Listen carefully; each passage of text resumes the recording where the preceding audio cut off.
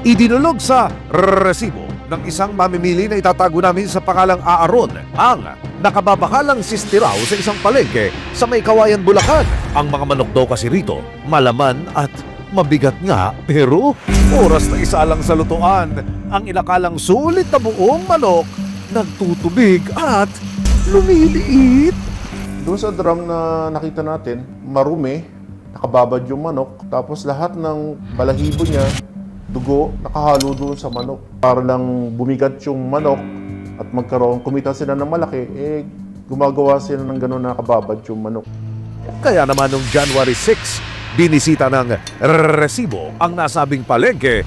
Sa aming pagmamanman, itinatago ng ilang vendors dito sa maruming tubig ang mga whole chicken at ibinababad ng hindi bababa sa 3 oras. Sa gusto kong makamura, napamura ka doon sa nakita mo at saka yung nabili kong manok dahil nga hindi siya magandang quality at nagtutubig yung manok.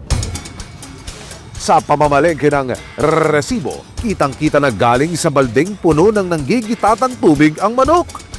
Magkahango, si Kuya, nirekta na sa kilukan ng manok at saka ito ipinlastic.